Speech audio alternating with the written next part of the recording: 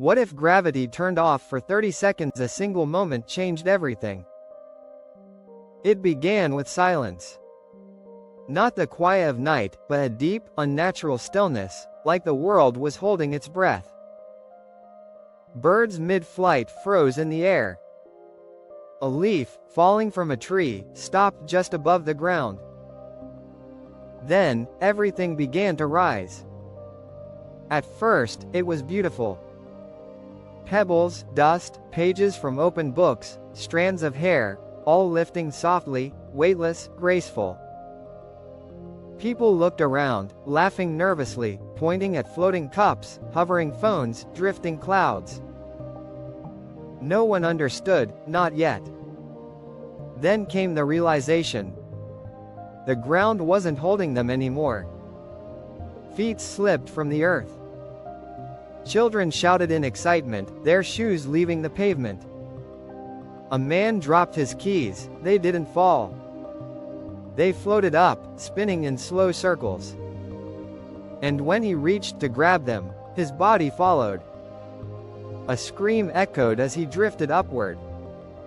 In seconds, chaos bloomed across the planet. Cars rolled off roads, crashing into the sky. Rivers turned to glittering ribbons, unraveling upward like streams of silver light. Oceans began to lift, waves peeling from the surface like silk, droplets scattering into the air like stars. Mountains shuddered as boulders broke loose, rising in slow, unstoppable arcs. Cities became weightless mazes. Glass panels and neon lights floated beside terrified faces. Animals, people, entire buildings lost their anchor to the world. Someone tried to grab a pole, it tore from the ground, spinning into the blue. A train lifted from its rails, cars twisting apart in silence, passengers suspended between fear and disbelief. Above it all, the sky turned darker. Not because of clouds, but because everything on Earth was now there, drifting upward, blotting the heavens. A child reached out for her mother's hand, fingertips touched. And then they separated, rising at different speeds, their screams swallowed by the endless air. 30 seconds. That's all it was. But in those seconds, time stretched like eternity. People saw the curve of the earth. They saw oceans folding, forests spinning, cities dissolving into dust. They saw everything they knew, rising, breaking, beautiful and horrifying. And then, gravity returned. The universe exhaled.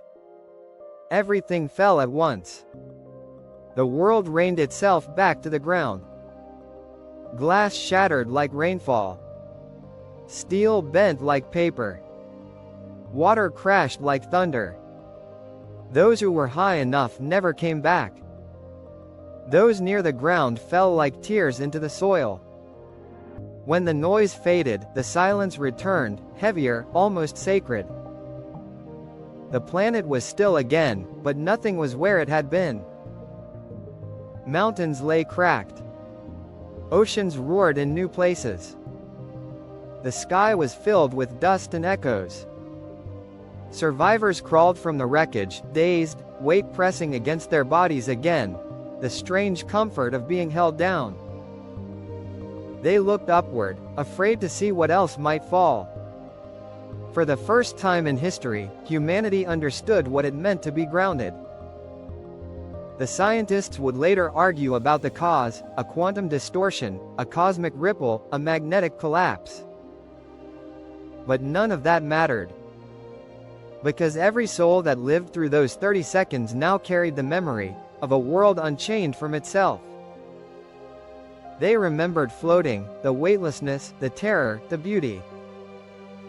And they realized how fragile gravity truly is, the invisible thread that ties us to the world, to each other, to the moments we take for granted. That day, the Earth learned something it had never known before.